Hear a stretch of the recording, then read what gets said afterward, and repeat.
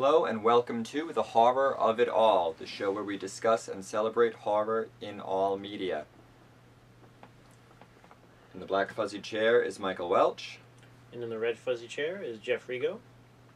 This episode, we will start off talking about one of my favorite horror movies from last year, and what, if horror films are important, or can be important, which I think people like you and me probably would say they can be.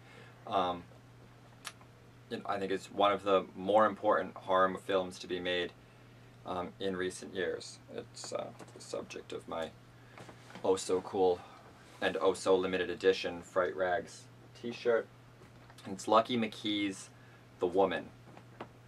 Anything you want to say about it before we look at some scenes? Yeah, I've been a big Lucky McKee and Jack Ketchum fan for many years now, and I was very excited to see that they were working together.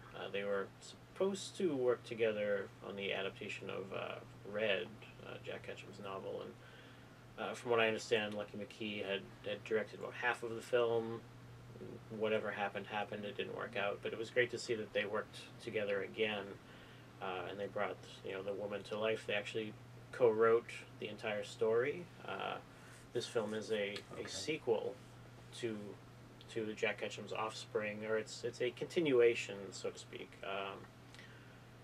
I guess that Lucky directed the film, obviously. They collaborated with the ideas together. Jack Ketchum wrote the novelization based on both of their ideas, and then Lucky made the film. But they worked together beautifully, and it was my favorite film of 2011. So you said the story they wrote together, and then the actual novel of The Woman is all Jack Ketchum. It is Ketchum, yeah. Okay. But there was a collaboration on Absolutely, on the plot, and it was a novel before it was a screenplay. Actually, I believe the screenplay and filming came first. Okay. And then the novelization followed. I don't know what timetable one was written at the same time, what have you. But I do believe that it was supposed to be a film first. Okay. You mentioned it being a sequel to The Offspring, which came out maybe the year before, a couple years before this. A couple years before. I saw The Woman first. I don't think I even realized immediately that it was a sequel, and people talking about it seem to really downplay that it was. And I can certainly, now that I've seen The Offspring, which is a good movie, a good horror movie, but not anything groundbreaking. Sure. I'm not criticizing it for that. I'm just saying it's not a movie that probably would be called one of the most important horror movies.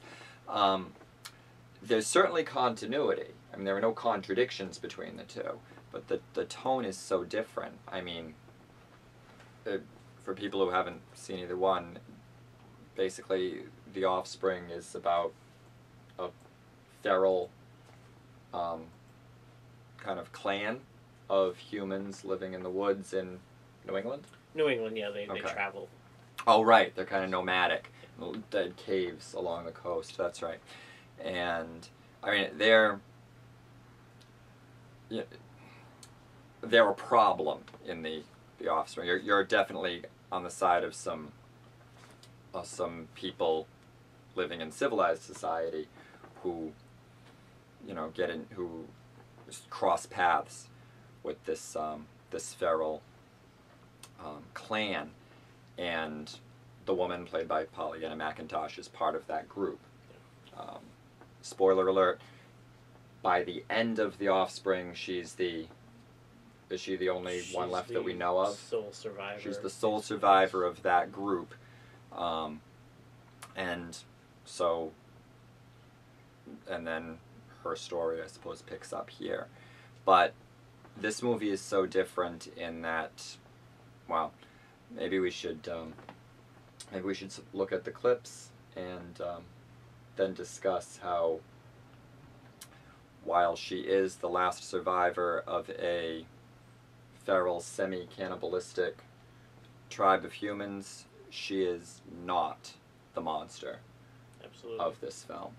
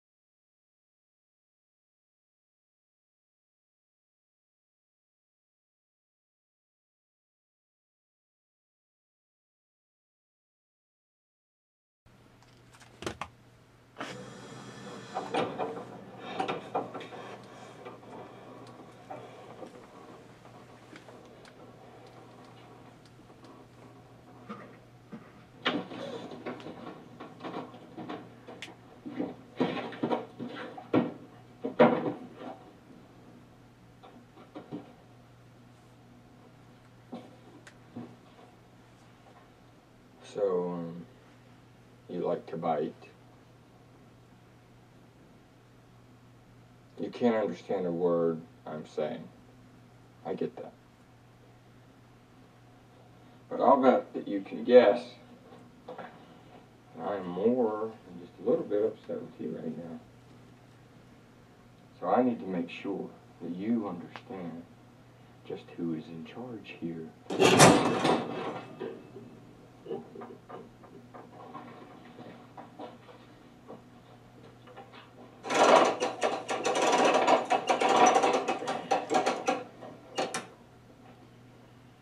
I've got kids to raise around here, lady. And disobedience is not something I want them to witness.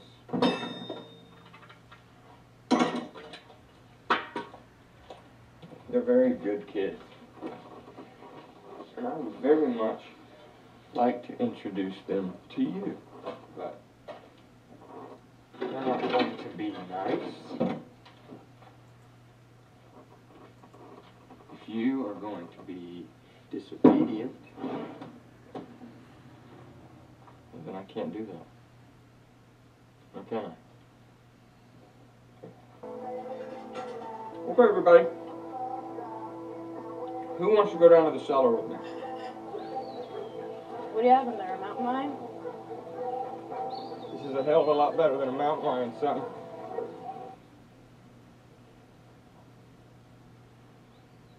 Dad? What is this? God only knows where she's been living, Peg. In the woods, in caves. We're gonna help her. You need a big Band-Aid. That's right. That's the first thing we're gonna fix. She's been wounded. We'll get right to it. Okay, we are all going to have to share in the responsibility of taking care of her. Ground rules. No touching. I learned the hard way that our friend here likes to bite. She bit you. She took an inch off my finger. Swallowed it. Jesus. What are we gonna do with her? I'm gonna train her, Brian. Civilize her. Free her from herself, from her baser instincts. This woman thinks that she is an animal.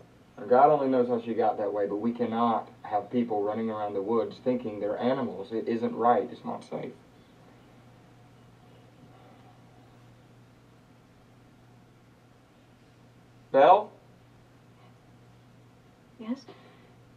you run up and put together a bowl of cereal or oatmeal or something simple?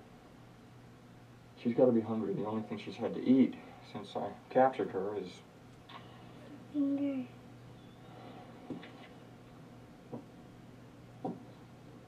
And Peg, go up and get the first aid kit. I want to see to her wounds. Okay? Okay, let's go, girls. Come on. Better than a mountain lion, son? Do we really get to keep her? We do.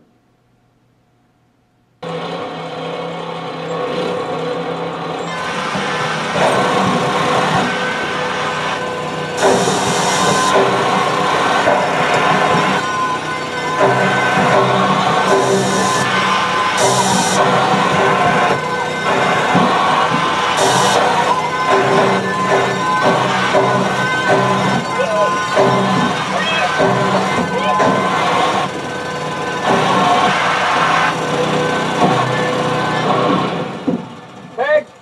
She's not clean.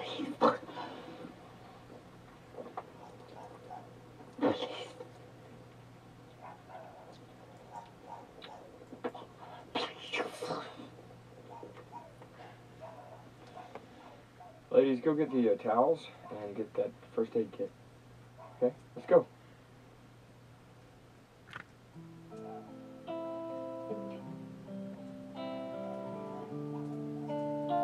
You're learning.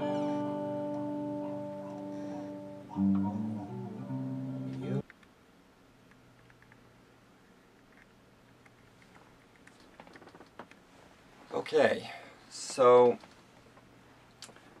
I think people who haven't seen the film can get the gist from what we showed, that the dad of this happy American family, his character's name is Chris Cleek. He's played by Sean Bridgers. Got my IMDb cheap tablet right here, but I want to get the cast members right, because there is not a weak, or not never mind a weak link. There's not even someone who's just adequate in this. Right. Everybody is so amazingly good at the roles they're playing, to the point where, with the young boy, Brian Cleek, played by Zach Rand, like, I couldn't even, while the first time I watched it, I couldn't really think of, like, what a great performance. All I could think about was how much I hated him. Yeah. How, like, utterly creepy he was with his, you know, polo shirt and his boy's regular haircut, and just so all-American, and with that sadism, particularly misogynistic sadism, that he's learning from dear old dad. Right. And, you know, for the women in the family, we have, of course, Angela Bettis, who, of course, worked with Lucky McKee a few times before, most notably in May, which is definitely her starring role. And there's a lot going on. We didn't show any clips from it, but there's a major plot element involving the older daughter, who, as the film is going on, I don't think it's much of a spoiler to say that she's pregnant. She's played by Lauren Ashley Carter.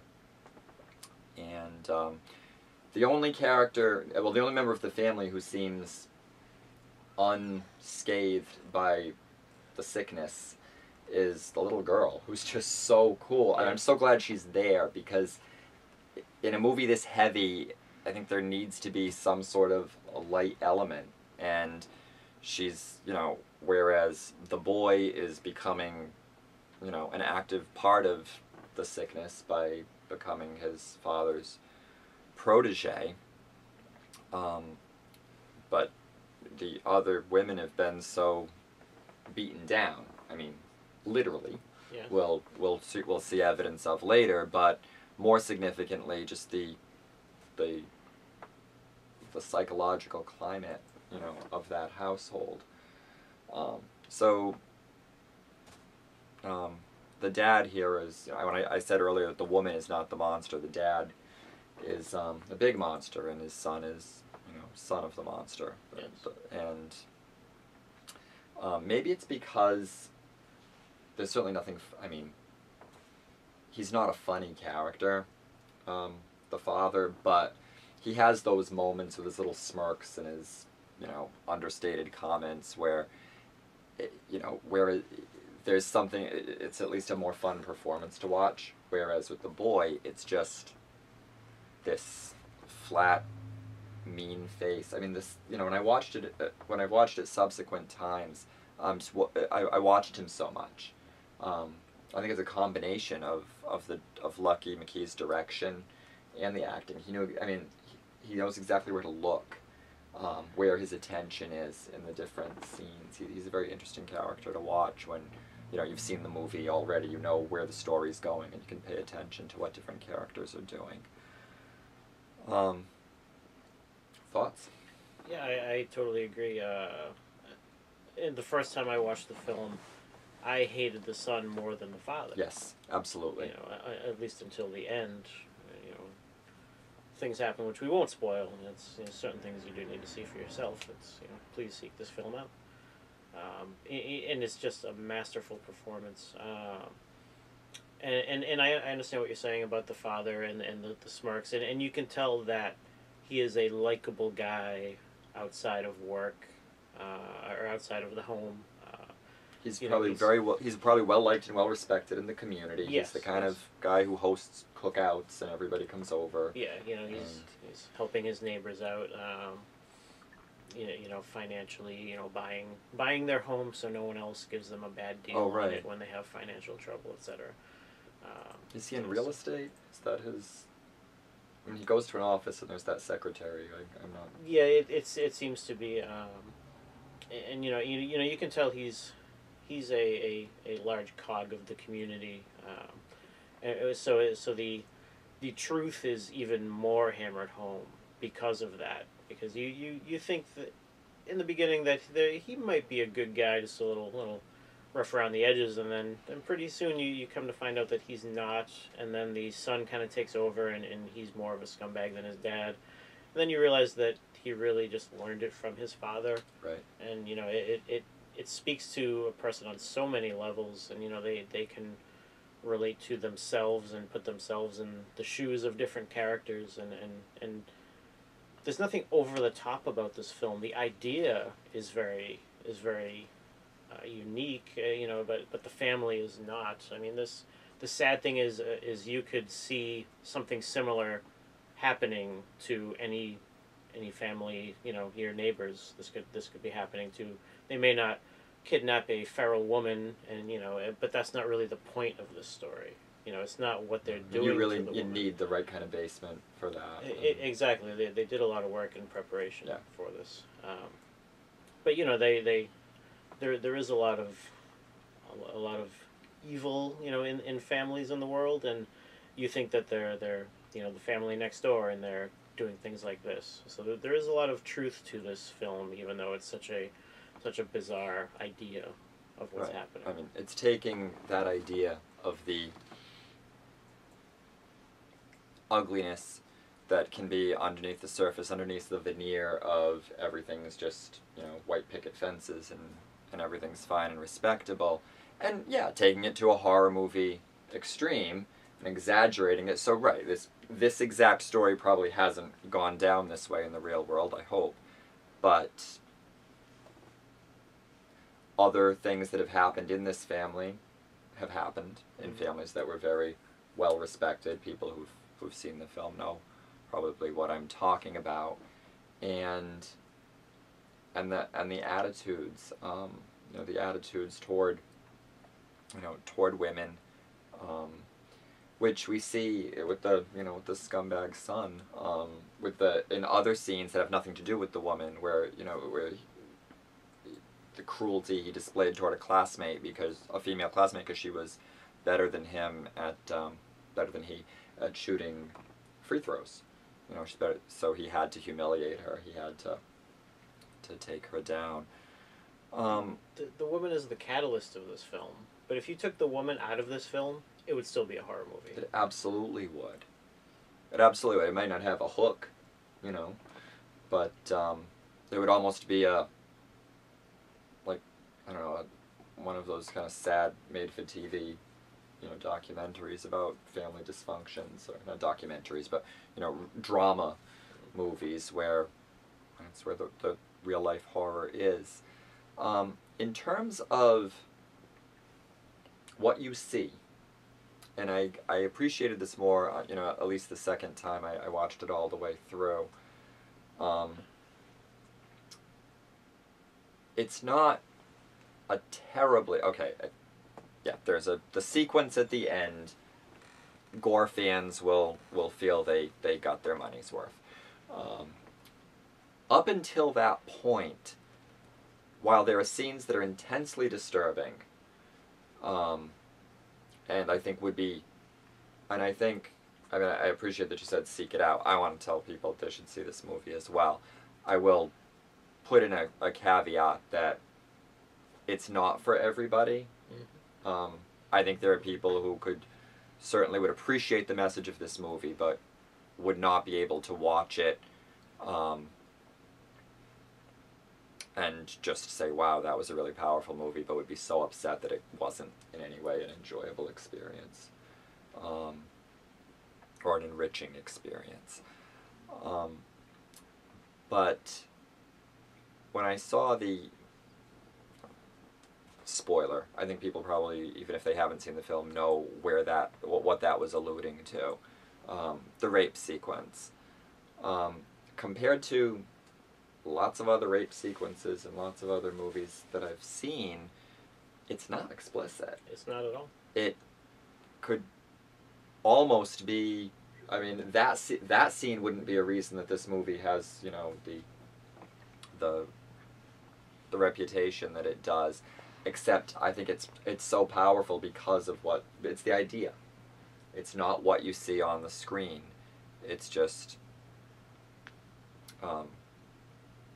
it's just so reprehensible what you know, what the father is doing, and what he's perhaps unwittingly, perhaps not, you know, teaching his son to do. And if the son isn't up for these literal physical action, then he'll, you know, find another tool for the job.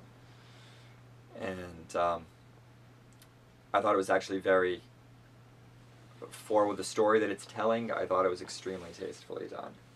It was. The use of camera angles was very, very well done. It's not about the rape, it's about the emotion of the scene. Yes, it is. And Lucky totally nailed it on filming that scene. I don't want to say, I mean, like, pigeonhole it by saying it's a feminist horror movie, because, you know, I don't know, and that couldn't, because I just think, you know, as far as people being treated, how people should and shouldn't be treated, you know, you don't need to identify yourself as a feminist to be absolutely horrified by what you see here. I mean, one could make a case that a lot of men don't wind up looking very good in Jack Ketchum's stories. Not all, but he's I think pretty fond of not fond of using the scumbag male character. Fair. And scumbag in a hateful toward women way, where his ego is boosted by subjugating or brutalizing women. My only, if there's anything about the film that I thought, like, I'm not sure if there's and I won't give away the specific here, but there's a character who's introduced very late or a character who's revealed very late in the story. And I kind of wondered the first time I saw it, I was very surprised that happened. Not just surprised because it was a surprising plot twist, but surprised because I thought it was an odd storytelling choice to bring that, you know, that particular character in so late in the game. I don't know if, you know. I'm thinking of which character you're referring to. The character who's, I guess referred to as the dog. Ah, okay. Yes. Yeah. Yeah. That was. I enjoyed that. It was a shock. You know, it was. Another great performance. And yeah, absolutely. Yeah. But yeah, it really established that, you know, that this is a pattern, and I think that was very important to the story, to show that this, you know, just how long this family has been sick.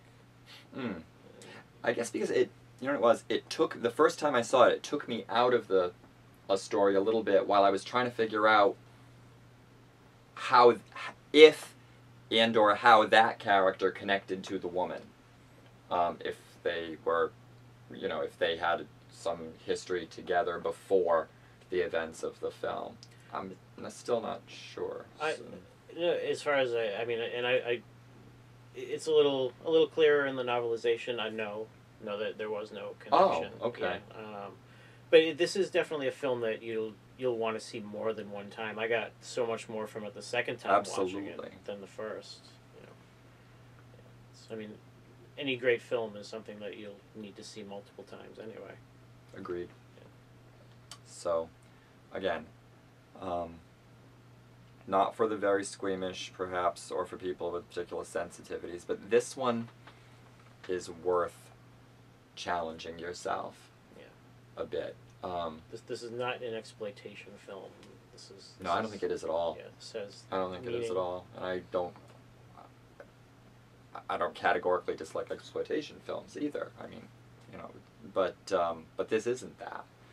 This isn't that in the least. Now, I guess some people were very upset by it. I mean, that, you know, viral YouTube video of the guy at the screening at one of the film festivals where this was shown. If you care to see it, you can probably look it up easily enough. It's on the DVD also. Oh, that's right, it is. It's an extra on the DVD and Blu-ray. Was it wasn't Cannes, was it? Or Sundance? It was Sundance. Yeah. To the point where people, you know, speculated that maybe the guy was a plant and the whole thing was staged. I don't know. This man is very outraged at what he's seen. He thinks the movie shouldn't be shown to anyone. It should be confiscated and burned and never watched. He's very eager to vocalize that really explicitly for a camera. He didn't get the point of the movie at all. Really not. And to me, this isn't one where you have to really, you know, open your mind too much. I mean, to me, the point isn't subtle. I mean, that's not a criticism. It's just, but I guess, you know, with any kind of extreme subject matter, there are some people who are going to be put off by it. Well, there's certainly a lot to be said about a subject like this. And while our time is now up, the discussion is not over. We will be continuing this discussion on our next episode. In the meantime, we would love to have your questions, comments, ideas sent to us at horrorofitallshow@gmail.com. Please write to us. Let us know your thoughts. Otherwise, we will see you next time on The Horror of It All.